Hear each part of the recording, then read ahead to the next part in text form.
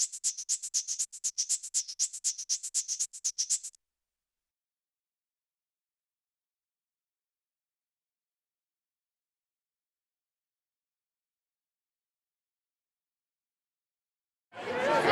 welcome to Tell Us Something.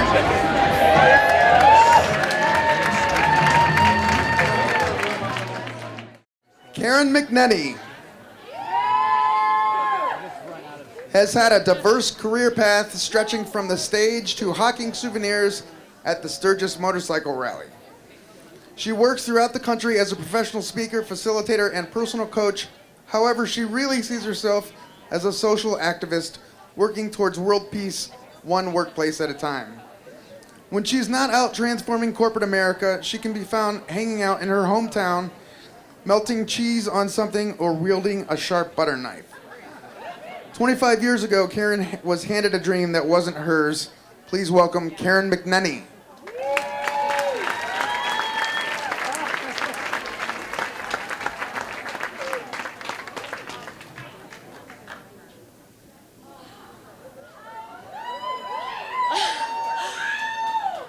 You dream about a moment like this for so long.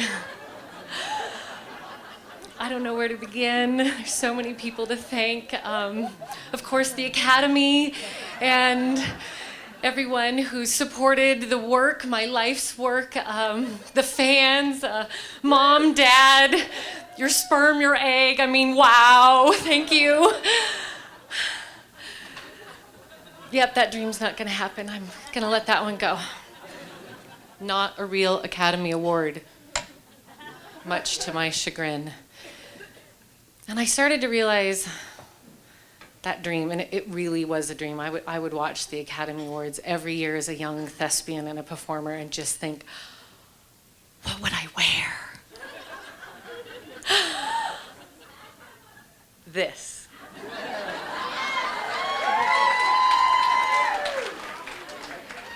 And then I realized the dream was about the dress, not the trophy. And then the dream became about this dress. I've never worn this dress in public before. Stop, don't. Stop, please. I've worn it vacuuming and dusting. It's good for window washing. And this dress has been in my closet haunting me for 3 years. It was a gift. Who gives a single mom who lives in Missoula, Montana and mostly works in fleece in her house a black evening gown? Who does that? My sister-in-law, Crazy Mary, who happens to work in the fashion industry in New York City. And she happens to be friends with one of the fabulous designers who was competing on Project Runway. And this is from his collection. And somehow it came to her, and then she decided I should have it. Because that makes sense, right? We covered that part. And I'm thinking, when am I ever gonna wear that dress? There is no runway in my future. There is no red carpet, Academy Award speech, or occasion worthy of this dress. Unless you're telling a story at the Top Hat on a Tuesday night, then you are absolutely positively wearing the dress. Dream accomplished. Wow, 8 minutes left. One more time.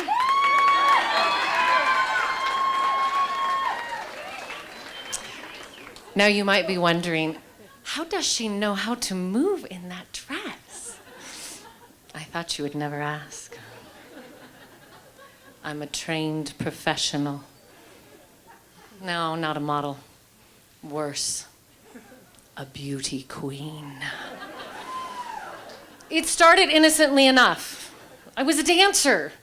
I've always been a dancer. And I'm in the studio and we're rehearsing. I was a senior in high school, 18 years old, doing the Garden City Ballet production of Coppelia. And I was just leaving the studio one day, and my dance teacher, let's call her Pam.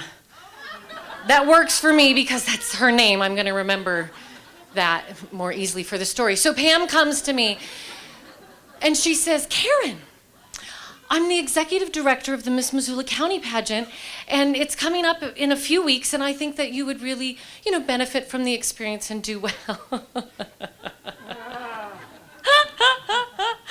Beauty, like a beauty pageant, like tall blondes with big boobs and no brains, like that thing? No thanks. I don't do beauty pageants. And she continued to just coerce me a bit and talk about the scholarship opportunities. And she says, we've just done the ballet, Karen. You've got a talent piece well rehearsed and a costume available. And I'm like, well, yeah. And I just went to prom, so I had a great dress. And so I go home and I'm telling my parents about this conversation. And my father, predictably, puts his head in his hands, like many of you. Oh, no, not my daughter. She's not going to be one of those flighty, stupid, big-bosomed beauty queens. And my mom at the end of the table, very predictably, oh, well, that sounds so exciting. When do we start shopping? I'm so proud of you. That's going to be great. My mom won. And so on a Saturday afternoon in the May of 1990, I just popped over to the little Margaret Johnson Theater at Sentinel High School and put on my prom dress and put on my ballet costume and, oh yeah, put on my swimsuit, because that's part of the deal, and did my deal. And then I won. What? And there's this thing. I don't think it's a law, but it's definitely a rule. If you become Miss Missoula County, you have to go to the Miss Montana pageant. Like 6 weeks later in Billings. This is kind of cramping my summer plans. I'm getting ready to leave Missoula and spread my wings and go to Bozeman and go to school. Hey.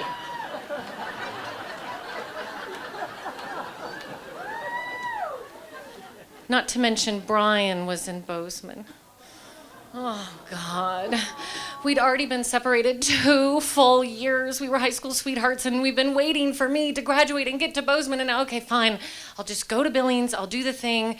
And it's the same thing, except now they start to train you. Yes, beauty school training. How to stand. How to turn. How to walk, how to talk, how to keep it together and look together and put on the persona that has no cracks in it. Wow, that's exhausting. This is exhausting. I decided you were worth it. So on goes pageant week. It's like a 5-day event, and there's preliminary nights, and they give awards for swimsuit, and they give preliminary awards for talent, and they're asking you questions, and you're doing your on-stage conversation, and all of this is taking place. And I'm thinking, well, a lot of families coming. I don't want to embarrass myself, and it'd be fun to be a runner-up. I mean, that would be kind of cool. There's 25 women from all over the state. Some of them have been trying 5-6 years just to become Miss Montana. Like, they have been in the track of the pageant world. Fascinating. Little twisted, interesting. So we're there, it's the end, we're all in our gown. And there's like drum roll, big fancy music playing, and they start announcing 4th runner-up, Miscellaneous from Lewis and Clark County. Yay, and we're all, oh yay for her, right? We're all happy for each other. And 3rd runner-up, Misunderstood from Toole County. Yay, oh yay. And they go on, and they're not calling my name. And I'm like, well, I mean, that's fine. I mean, it's just kind of weird. I thought I hadn't dazzled anyone, but I hadn't really embarrassed myself. And then this Mack truck runs through my mind as I'm having the thought, isn't it weird they're not calling my name? Oh, fuck, they're about to call my name. Ladies and gentlemen, in 6 short weeks, headed to Atlantic City, New Jersey to represent the state of Montana at the Miss America pageant, please meet your new Miss Montana, Karen McNenny.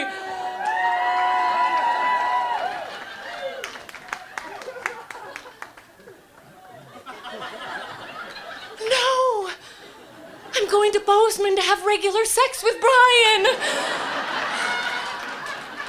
I'm not gonna live at home anymore. You don't own me, Montana. Let me be free. Let me go. But there's the rule, not a law. But there's an understanding that if you become Miss Montana, you're gonna go to Miss America, because they don't do it with 49 states. They only do it with 50.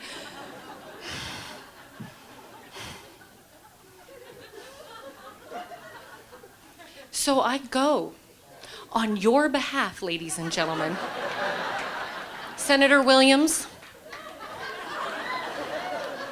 the things we do for the people of this state.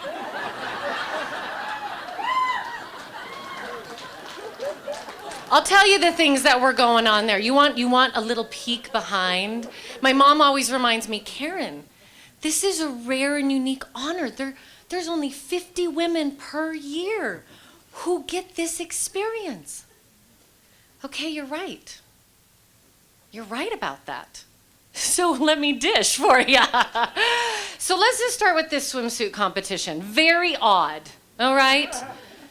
And I remember being backstage with all the other queens. And, actually, we should talk about the other queens, because when I arrived, I immediately felt so out of place.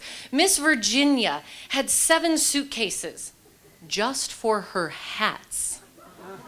We all had these little gold tags on our suitcases that say, Miss America Express, let me bring all the luggage I want, don't charge me extra.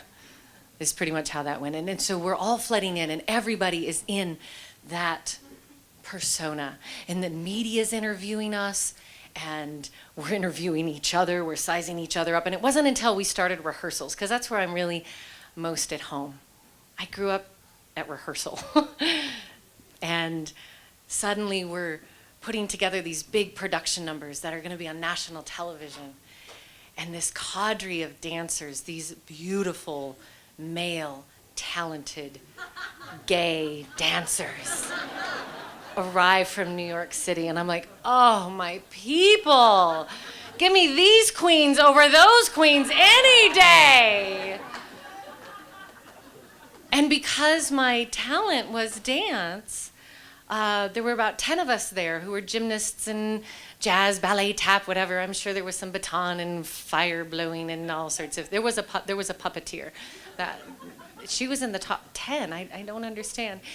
And so we got to be featured dancers, and that was great. We started to rehearse and dance, and I shared a makeup table with Miss Colorado, and I couldn't help but notice that there was a roll of duct tape consistently sitting on her makeup table. I'm like, you know what's coming, because this was the time before Spanx, ladies and gentlemen. 1990. And as we're preparing for the swimsuit competition, just let's settle on that for a moment. The swimsuit competition. And Miss Colorado, you must work with gravity, okay? So over she goes, like so, right? So that you've got gravity on your side, and she takes her duct tape. One end on the left armpit, down under the bosom, full up to the right side, so you've got nice plump cleavage. I am not shitting you, folks. You don't make this up. I'm like, at least use some athletic tape, sister. That's gonna hurt. And then there's a big X on the buns, and those are coming up and getting pushed together. And I'm like, that's just false advertising. There should be some referees back here. Can we call in the swimsuit refs? This is not. I did not tape. However, should you ever find yourself in a swimsuit preparing to walk a 50-yard runway in an audience of 7,000 people, you're going to want to do this. You take your little suit and you pull it up. That's right, a self-wedgie. And then we got some athletes, maybe you're golfers or, I don't know, those baseball, and you take the spray stuff and makes your hands all sticky. And then over the suit goes, so that just stays right in place, because you don't want that sucker riding up when you're on the 50-yard runway. And I paused to think, this is the largest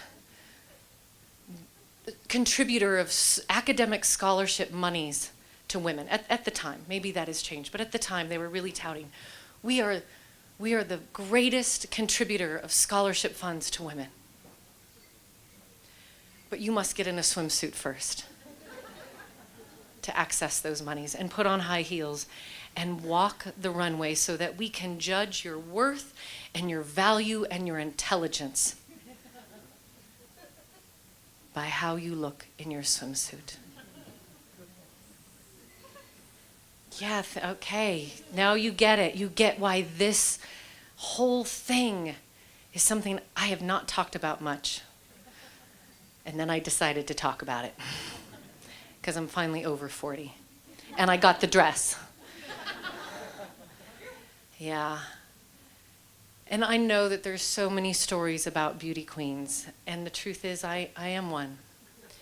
And I'm an accidental beauty queen. But when I came home from Miss America, I ended up taking an entire year off to meet the people of Montana. Delayed free sex again. I didn't go to Bozeman right away. I went traveling around Montana and met the beautiful people of the state, something I still love to do in my professional life today. And they always have that onstage question, where they say, so what do you care about, and what difference are you going to make in the world, and tell us your hopes, your dreams. And we always want to assume that those women are going to talk about, well, don't wear white pumps before Easter, and if you're serving dinner with an appetizer and dessert, make sure that the forks know. No. They were asking me about our political position in the Iraqi war and the let it burn policies of the great fires in Yellowstone National Park, and our academic system, and how we're being run over by the rest of the world and a year round. I mean, it was intense. And there is always that moment at which we're waiting for it. It's apple pie, and it's God bless America, and all I really want is world peace.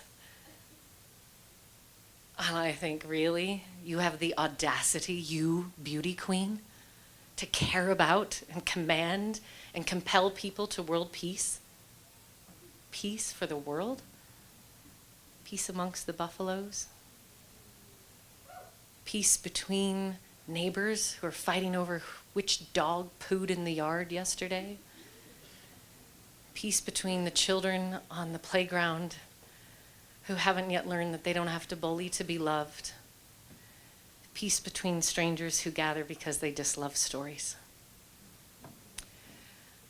Well, if my dream for world peace makes me a beauty queen, then by damn, I'm your beauty queen, Missoula. Thank you so much.